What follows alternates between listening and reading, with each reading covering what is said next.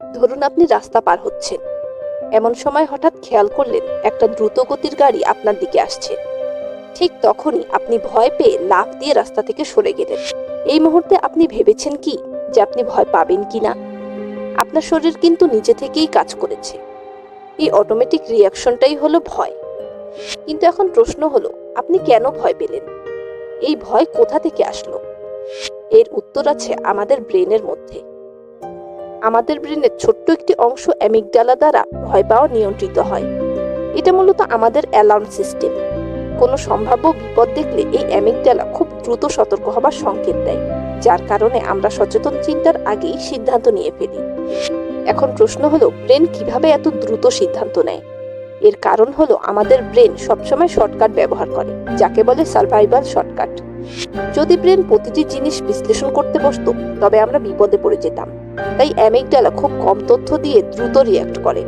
ফলে মাঝে মাঝে আমরা অপ্রয়োজনীয় কারণেও ভয় পাই। আসলে ছোটবেলা থেকেই আমরা ভয় পাওয়া শিখেছি। ছোট থেকে বড় হতে হতে বিভিন্ন ধরনের ভালো বা খারাপ অভিজ্ঞতা আমাদের সাবকনশিয়াস মাইন্ডে জমা হয়ে যায়, যাকে বলে ইমোশনাল মেমোরি। ফলে যখন আমরা কোনো কাজ করতে যাই বা কোনো কথা শুনি, তখন সেই কাজ বা কথার সাথে জড়িত কোনো নেগেটিভ অনুভূতি বা খারাপ অভিজ্ঞতা যদি আমাদের সাবকনশিয়াস মাইন্ডে জমা থাকে, তবে ব্রেন সেই ঘটনার সাথে উক্ত কথা বা কাজকে রিলেট করে ফেলে। ব্রেন সেই পুরনো অভিজ্ঞতাকে ব্যবহার করে এবং সেটাকে একটা থ্রেট হিসেবে নিতে শুরু করে, যার কারণে আমরা ভয় পাই। তবে আধুনিক যুগে বাস্তব বিপদের চেয়ে অদৃশ্য কারণেই বেশিরভাগ ভয় জন্মায়। আর এই অদৃশ্য বাধাগুলোর মধ্যে হেরে যাবার ভয় বা ব্যর্থতার আশঙ্কা সবচেয়ে অন্যতম। আমরা যখন নতুন কিছু শুরু করতে যাই, যেমন নতুন কোনো ব্যবসা কিংবা কোনো বড় সিদ্ধান্ত, তখন আমাদের ভেতর থেকে একটা কণ্ঠ বলে ওঠে, যদি না পারি। এই যদি শব্দটাই আসলে আমাদের মধ্যে হেরে যাবার ভয় সৃষ্টি করে। এই ভয় পাওয়ার আর একটা গুরুত্বপূর্ণ কারণ হলো সমাজের পারিপার্শ্বিক চাপ। ছোটবেলা থেকেই আমরা শিখেছি ব্যর্থ হওয়া লজ্জার বিষয়। ব্যর্থ হলে মানুষ আমাদের যোগ্যতা নিয়ে হাসবে। ফলে আমাদের মাথায় বিশ্বাস গড়ে উঠেছে ব্যর্থতা মানেই অযোগ্যতা। হেরে যাওয়ার অর্থই হলো আমরা মূল্যহীন।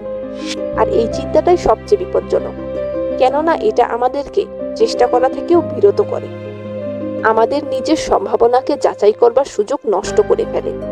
যদি আমরা অগ্রগতির পথে এগোতে চাই, তবে প্রথমে আমাদেরকে হেরে যাবার ভয়কে কাটাতে হবে। আজকের ভিডিওতে আমরা এটাই জানবো যে কিভাবে এই হেরে যাবার ভয় বা ব্যর্থ হবার ভয়কে কাটানো যায়। তো চলো কথা না বাড়িয়ে শুরু করা যাক।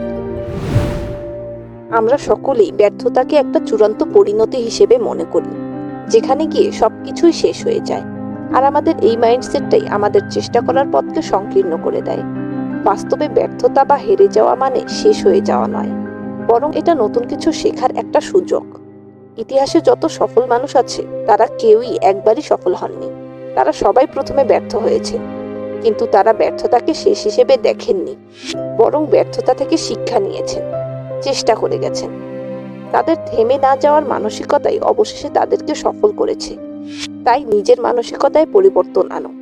যখন তুমি ব্যর্থতা নিয়ে মাইন্ডসেট চেঞ্জ করবে, তখনই তোমার হেরে যাবার ভয়কে কাটাতে পারবে। আমরা নিজের সাথে যেমন করে কথা বলি, তা আমাদের মানসিক অবস্থার উপর গভীর প্রভাব ফেলে। যদি আমরা সবসময় নিজেদের সাথে নেগেটিভ কথাবার্তা বলি, নিজেকে সন্দেহ করি, তবে আমাদের ভেতরে হেরে যাবার ভয় দৃঢ় হয়। কিন্তু যদি আমরা সবসময় নিজেদের সাথে পজিটিভ কথা বলি, তবে আমাদের মধ্যে এক ধরনের আত্মবিশ্বাস গড়ে ওঠে। এজন্য আমাদেরকে নিজেদের সাথে পজিটিভ কথাবার্তা বলার অভ্যাস করতে হবে। যখন আমরা নিজেদের সাথে পজিটিভ কথাবার্তা বলি, তখন আমাদের ব্রেনের অ্যালার্ম সিস্টেম শান্ত থাকে।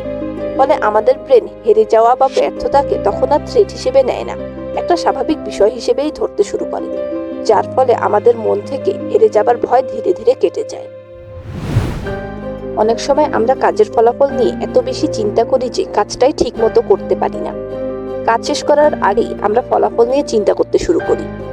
যদি কাজের ফলাফল খারাপ হয়, ফলাফল খারাপ হলে কি হবে না হবে তা নিয়ে আমাদের মনে ভয়ের সৃষ্টি হয়। আমরা ভাবতে শুরু করি কাজটিতে ব্যর্থ হলে আমরা নিজেদের মূল্য হারিয়ে ফেলব, যার কারণে আমরা কাজেই ঠিকমতো পরিশ্রম দেই না।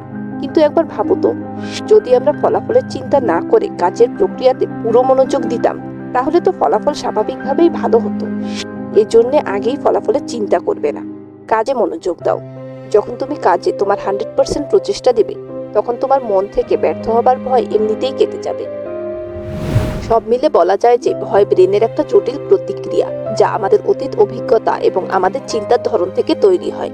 ভয় আমাদের জন্য মাঝে মাঝে ভালো, আবার মাঝে মাঝে খারাপও। ভালো কারণ ভয় আমাদেরকে সতর্ক করে, যে কোনো বিপদ মোকাবেলা করতে প্রস্তুত করে, আবার অনেক সময় আমাদের পারফরমেন্সকেও উন্নত করে। কিন্তু সমস্যা তখন হয় যখন ভয় বেড়ে গিয়ে আমাদেরকেই নিয়ন্ত্রণ করতে শুরু করে। এই অতিরিক্ত ভয় আমাদের জন্য ক্ষতিকর।